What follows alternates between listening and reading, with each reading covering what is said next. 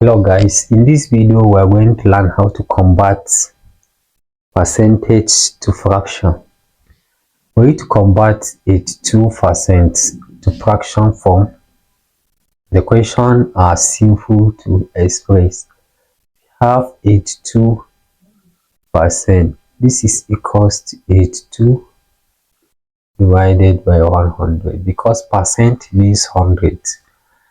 For you to convert this to find the fraction form of this, you have to find a number that you can keep reducing the fraction into a lowest term.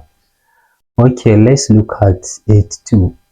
Let's find a number that you can divide both numerator and denominator. Let's say this is divided by 2. Also, this is divided by 2.